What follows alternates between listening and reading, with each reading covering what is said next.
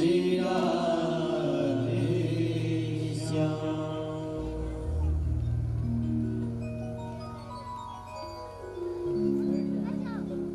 लीला पुरुषोत्तम भगवान श्री श्याम सुंदर जी की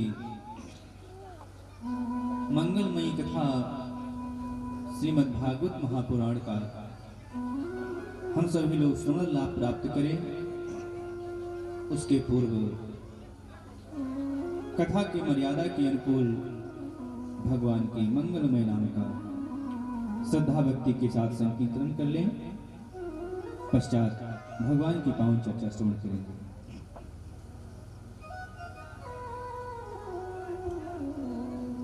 बोलिए कृष्ण कन्हैया लाल की जय।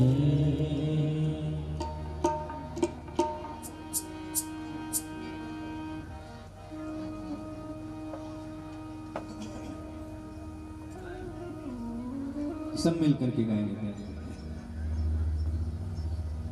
कृष्ण सुंदरम कृष्ण नाम सुंदरम कृष्ण सुंदरम कृष्ण नाम सुंदरम राधावर नटखट घन श्याम सुंदरम कृष्ण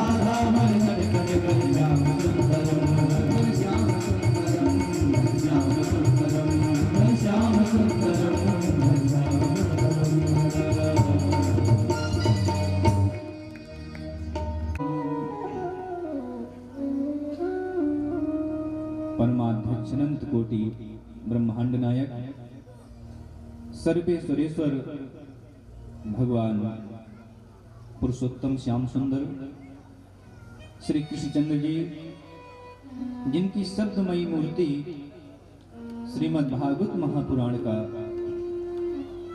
7 दिनों तक हम सभी अपनी गति और मति के अनुकूल श्रवण लाभ प्राप्त करेंगे। और इस कथा के हमारे मुख्य जवान जी सपरिकर सपरिवार, उनके समस्त परिजन पुरजन बंधुजन, दूर दूर से पधारे हुए समस्त श्रद्धालु श्रोताबंधु, धर्मानुरागी सज्जनों, उन श्रद्धामयी माता, भगवान श्री हरि की मंगलमयी कृपा के फलस्वरूप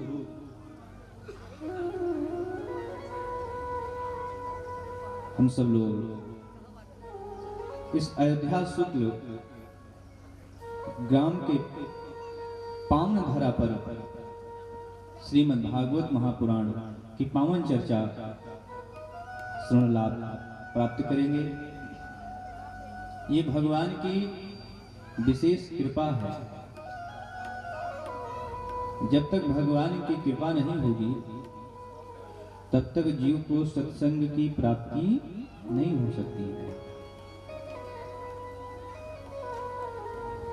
तो भगवान की जब कृपा होती है तभी जीव को सत्संग की प्राप्ति होती है।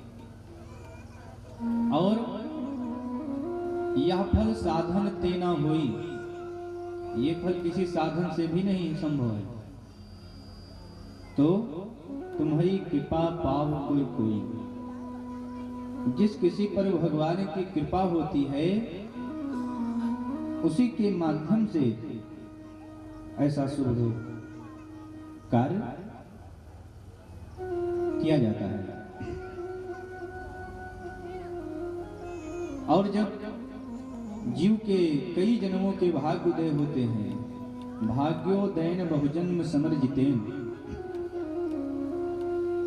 तब जीव को सत्संग की प्राप्ति होती है।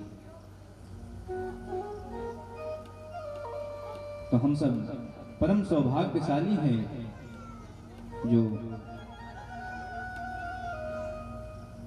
अपनी मति और गति के अनुकूल भगवान की इस भुवन पावनी गौरव गाथा का श्रवण लाभ प्राप्त कर रहे हैं। आज कथा का ये प्रथम दिवस है और प्रथम दिवस वैसे भी विलंब हो जाता है, तो ज्यादा समय न लेते हुए कथा की ओर हम सब लोग अग्रसित हों। सभी भक्त बिल्कुल एकाग्र होकर के भगवान की कथा को श्रवण करेंगे।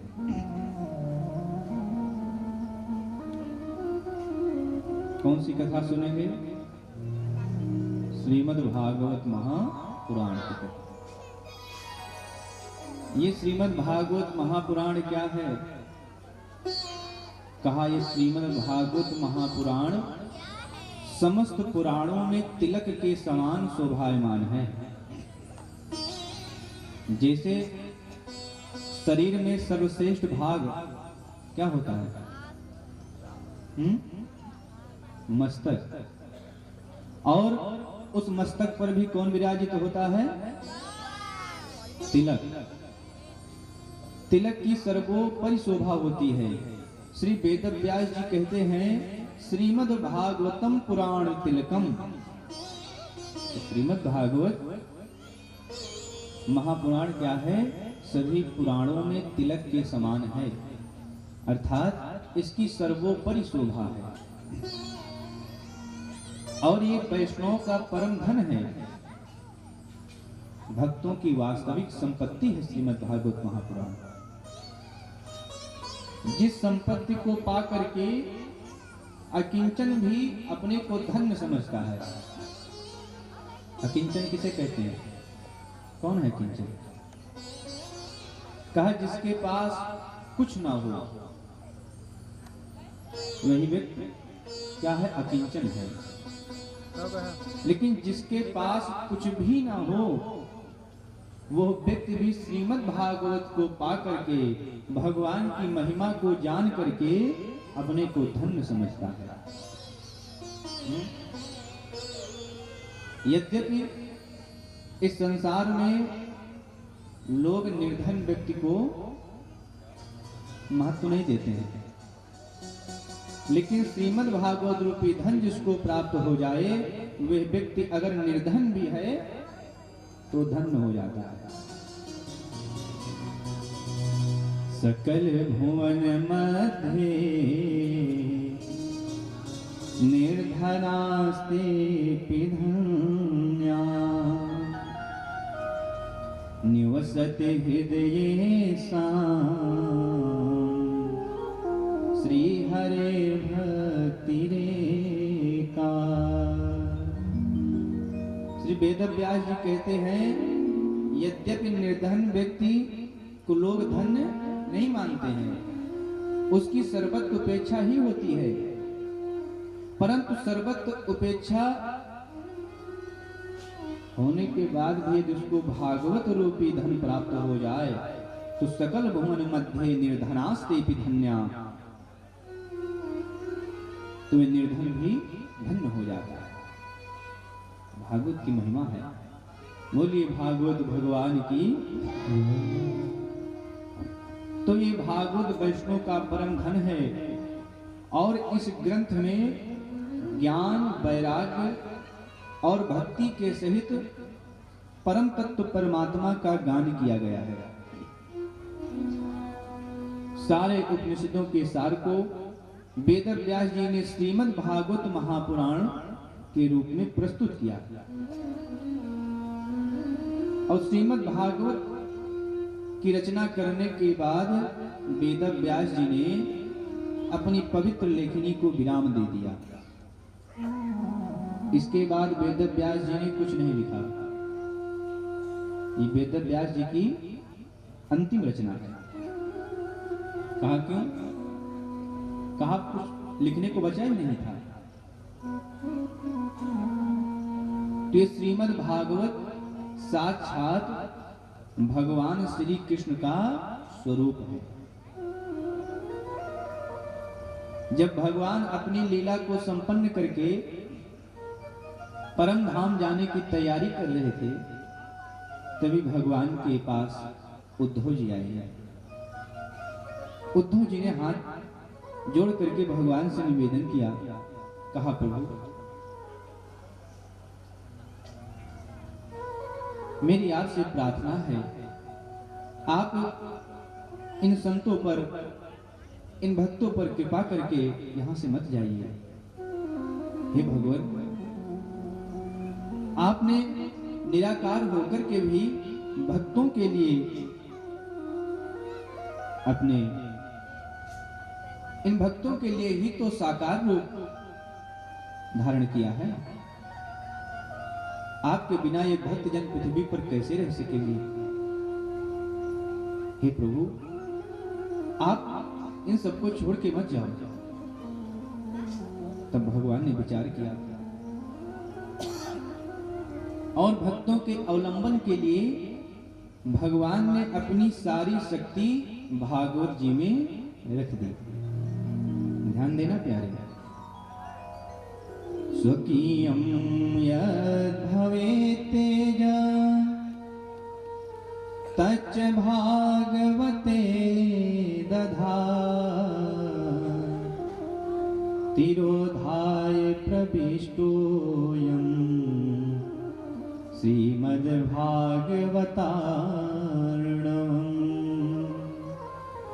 भगवान अंतर ध्यान होकर इस भागवत समुद्र में प्रवेश कर गए। इसलिए ये श्रीमद् भागवत महापुराण भगवान की साक्षात शब्दमयी विग्रह है। तेने यम वांगमयी मूर्ति प्रत्यक्षा वर्तते हरे। इसलिए श्रीमद् भागवत महापुराण को भगवान श्री कृष्ण का वांगमय स्वरूप कहा जाता है। इसके श्रवण से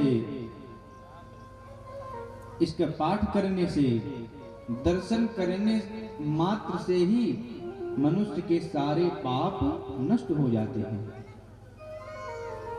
तो आइए सर्वप्रथम भागवत जी के महात्म को श्रवण करते हैं।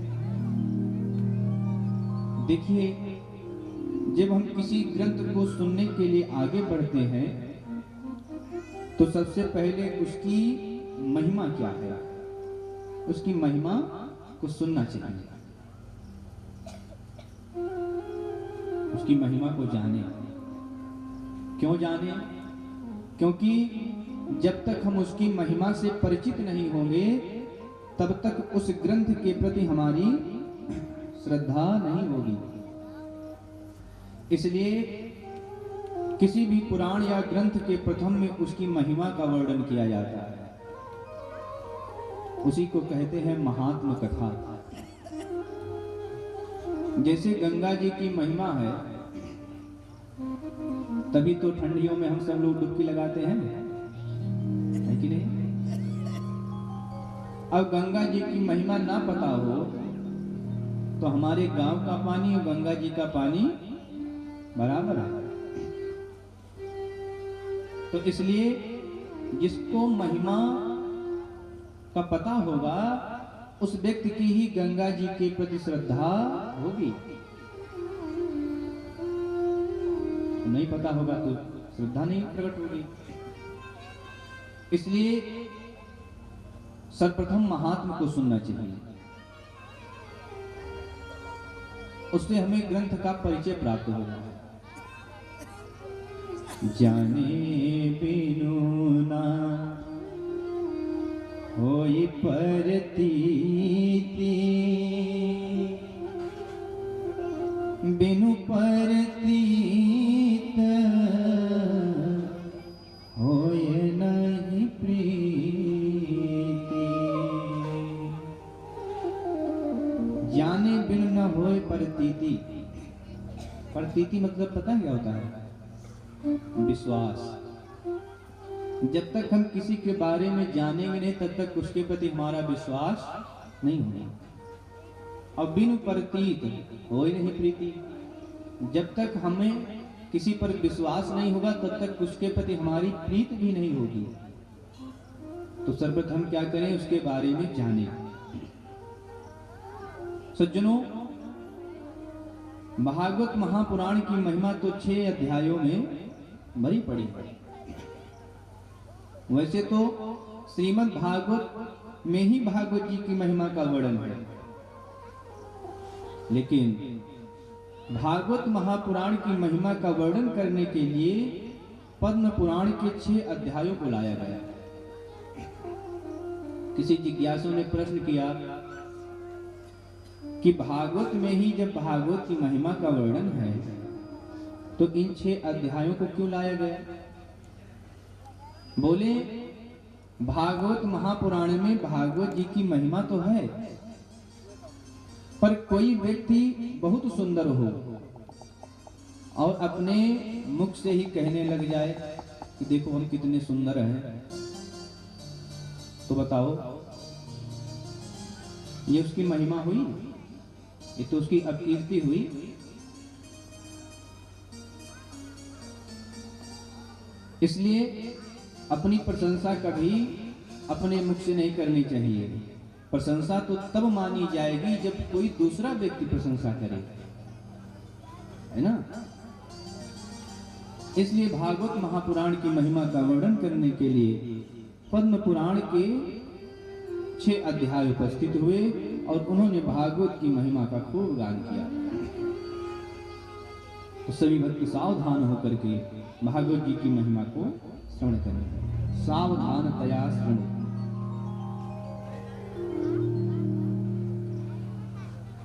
सच्चिदानंद रूपाय विश्वोत्पत्त्यादि हेतवे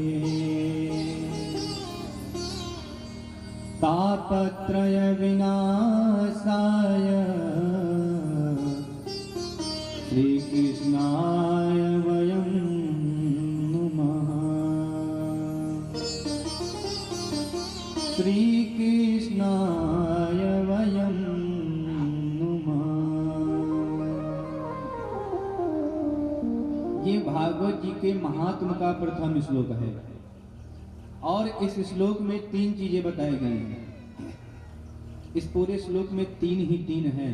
खूब ध्यान से सुनोगे तब समझ में आएगा। कितनी चीजें बताई गई हैं? 3। पहला, भगवान का स्वरूप, भगवान का स्वरूप कैसा है। दूसरा, भगवान करते क्या है, भगवान का कार्य क्या है। और तीसरा, भगवान की पूजा करने से, कथा सुनने से, पाठ करने से, हवन इत्यादि करने से क्या लाभ है, क्या लाभ होता है। इन 3 चीजों के बारे में बताया गया है। तो पहले हम सब लोग चर्चा करेंगे भगवान के स्वरूप के बारे में कि भगवान का स्वरूप कैसा है, उनकी पहचान क्या है, हम कैसे पहचाने कि भगवान हैं। तो स्वरूप बतलाया, सच्चिदानंद रूपाय। भगवान का रूप कैसा है? सच्चिदानंद। अब इस सच्चिदानंद में भी 3 चीजें हैं, ध्यान दीजिएगा। सत, चित और आनंद, इन तीनों से मिलकर के बना है सच्चिदानंद। तो अब हम सत के बारे में जानेंगे। सत क्या है? जो परमात्मा सत है वही भगवान है। तो अब सत किसे कहते हैं? कहा जो पहले भी था, जो आज भी है और जब दुनिया नहीं रहेगी तब भी वह रहेगा, वही सत है। अर्थात जो परिवर्तनशील है वो सत्य नहीं है, जो अपरिवर्तनशील है वही सत्य है। जैसे हम लोगों में प्रतिपल प्रतिक्षण परिवर्तन आ रहा है कि नहीं? बोलो भाई, आ रहा है? हम जैसे पहले थे वैसे आज नहीं है, और जैसे आज है वैसे कल नहीं रहेंगे। परिवर्तन हो रहा है ना। पर मेरे प्रभु तो पहले भी थे, आज भी वही हैं और आगे भी वही रहेंगे। यह है अपरिवर्तनशील, कभी परिवर्तित नहीं होते हैं। भोले बाबा माँ भवानी को सत्य की व्याख्या सुनाते हुए कहते हैं, उमा कहो मैं अनुभवया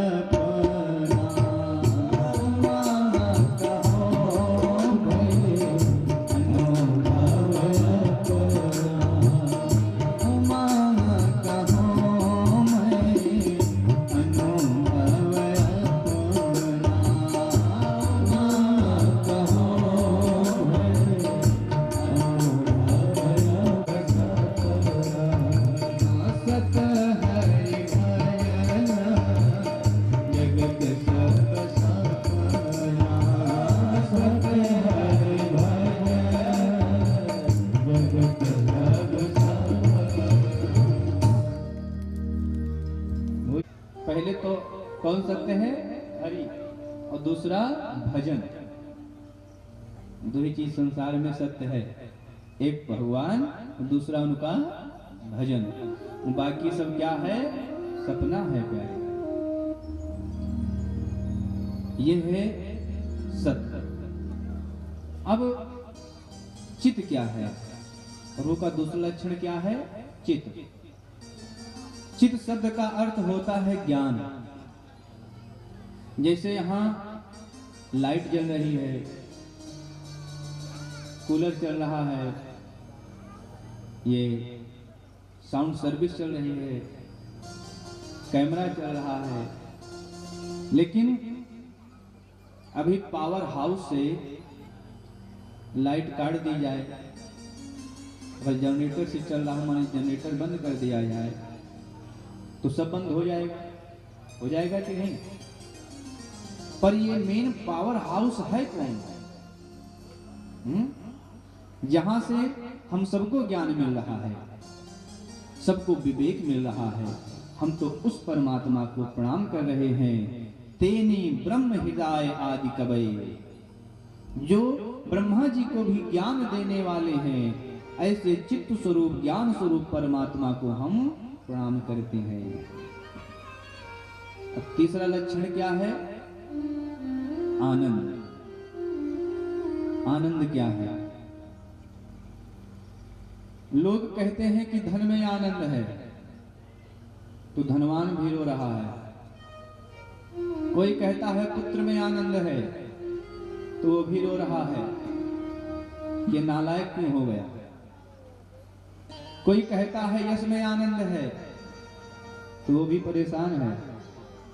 संसार की प्रत्येक वस्तु हमें मिली, लेकिन आनंद नहीं मिला। क्यों नहीं मिला? क्योंकि जहां पर आनंद है हम वहां आनंद खोजते ही नहीं है, और जहां पर आनंद नहीं है वहां हम आनंद खोज रहे हैं, तो कैसे मिलेगा? आनंद है कहां? ध्यान से सुनिए। एक बार जब भगवान नारायण ये सृष्टि बना रहे थे, बहुत सारी वस्तुओं को बनाया। जो बनाया वे संसार के लोगों को दे दिया। एक वस्तु बची, भगवान उसको अपने पैर के नीचे दबा दिया। लक्ष्मी जी बोली, महाराज आपकी पुरानी आदत गई नहीं।